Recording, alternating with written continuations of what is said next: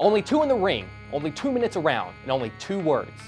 Bring it. Hi, I'm Jake Hamilton here in Los Angeles, California, with the real stars of Real Steel. This is Noisy Boy and Adam. I'm also talking with Hugh Jackman and boxing legend Sugar Ray Leonard about how the game has changed, the importance of second chances, and about why champions aren't born, they're made. Get ready, are you ready for Jake's Takes? Is Jake's Takes. What was he like? As a boxer, Charlie was the top contender, #2 in the world. Then the fight game changed. Tell me who's dressing you today? Who are you in today?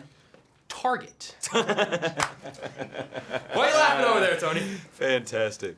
Me too. One of the things I thought was really interesting is how they keep saying that the game has changed, and because of that, Charlie has such a hard time dealing with that. Yeah. For you as an actor, since you started as an actor, what's been the hardest change in this business that you've had to deal with?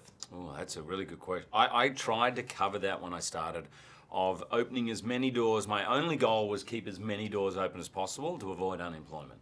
So I would do theater, I would do Wolverine, I would do different things.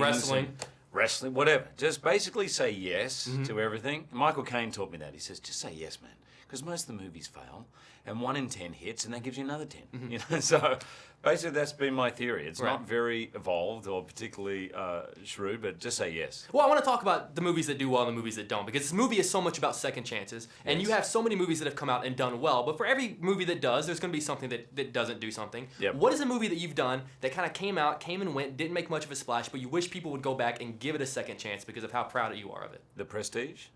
I thought The Prestige did okay. It did okay, but I thought it was better than okay. It's actually, and I was thinking The Prestige, The Fountain is one of my favorite films. The Fountain I love, but I always knew that was going to be a tough sell. The people who love it, but it's pretty out there. So I kind of understand, I'm unbelievably proud of it. But The Prestige, I thought, okay, this is a really great movie, really smart, and I kind of just sort of came and went, you know, that was one. I'm coming with you. No, you're not. I'm either coming with you or you're fishing for your keys in the sewer. Oh my God, that was close. Whoa! Stubborn kid. This ain't a video game. This is for real. Let's make some money!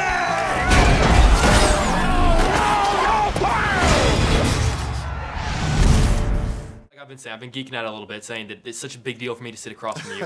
I was wondering if you could teach me one definitive Sugar Ray move. That way, whenever I have grandkids, I can teach it to them, and they say, "Oh, Grandpa, who taught you that?" And I'll say, "Sugar Ray Leonard." Well, I'll show you one. It really doesn't take much. It just takes attitude. Okay. And all you do, and it's really not even the hand, but you're here, and all you just stick your chin up.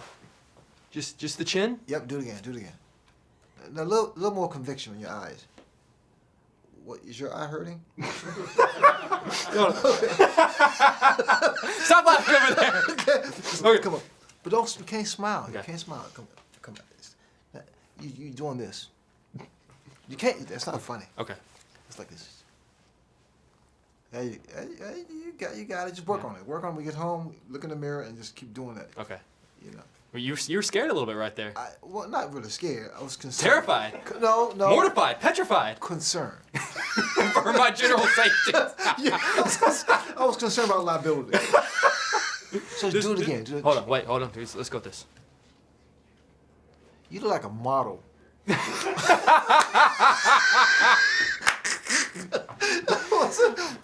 was that movie called with that guy? Zoolander? Oh my God! Are you kidding me? I just need a little loan. As much as I like you, dude, you're a bad bet, brother. Give it up, Charlie. You got nothing left. What are we looking for? Anything I could use to put a fighting robot together. I think there's a whole robot in there.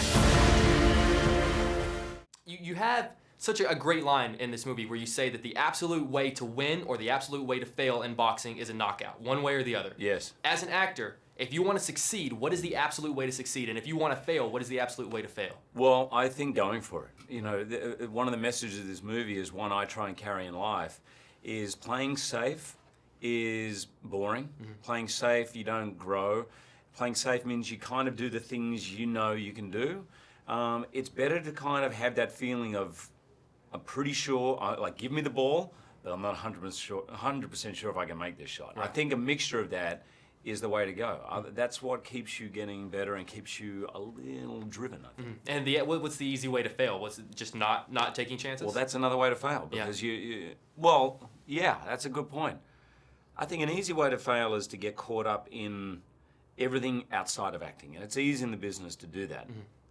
People can get caught up in money, or where am I on the list, or you start reading the trades, how come that person's getting the part and not me? And you just got to remember at the end of the day, you're an actor, and we play parts, and it's not as complicated as you think. Never seen anything like it before. Can we get him a fight? He's a sparring bot, built to take a lot of hits, but never dishing out any real punishment. His name is Adam. Get him a fight. I'm a huge fan, and I'm from Houston, so I have to talk to you about when you fought in the Dome. Right. It was a guy. It was 1981. 81. Ayub Kaluli. I was for him for the junior middleweight crown, and Tommy Hearns was on the same card. Yeah. And I mean, that seemed like, God, I want to say it seemed like yesterday, but it has been a long time. Basically, almost 30 years. Just about. Yeah. Do you remember Houston with fond thoughts? Because I mean, we really don't even use the Astrodome anymore. I remember that. I remember the fact that it was very, very hot, extremely hot. I remember the place was just waiting for the action, and I remember fighting Ayub Kaluli, and he was very unorthodox, very awkward, strong. But when I stopped him, I was happy because I knew the next fight was Tommy Hearns. Right. And our showdown, and I mean that fight there was a very defining moment in my career. So that's exciting for me, for you to think that Houston was such a stepping stone Oh, for it you. was. Oh, without question, it was a stepping stone because think about that. If I had not beaten Kaluli, the fight with Tommy Hearns would have taken place. So that fight was that significant. Maybe Ayub Kaluli was not a big name per se, but he was that stepping stone. So Houston, without question, was the elevator or the next step to fight for one of the biggest fights of if not the biggest fight of my career. You know you're bringing him home in pieces, right? Whoa! He's smaller and weaker. He's gonna get his ass kicked. I need you to teach him to box. Are you kidding me? You know this fight game inside and out. He needs your moves, your commands. I can't. Yes, you can. And I know I've done all kinds of wrong by this kid. I just like to do one thing right. Right uppercut! Great fight, fellas. Remember this name, Adam. This spot is one to watch. I'm trying to see a better side to you here, Charlie. It's not easy. I really enjoyed watching Charlie in this movie because he puts so much heart and soul into these fights that the success of the fight kind of determines who he is after, how he interacts with people. Yes. For you, how much does box office success affect how you are at the end of the weekend or how you interact with people? I think it matters to me less than it used to. I am very invested in this movie because I love it. I really, and me and Sean, we did put our heart and soul into it. So I won't lie to you. I really wanted people to see it, and I wanted it to do well.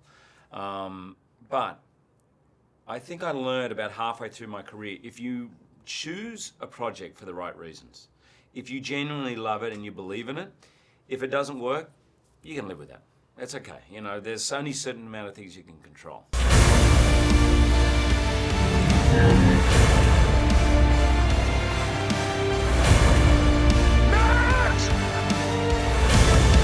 This is what it's all about.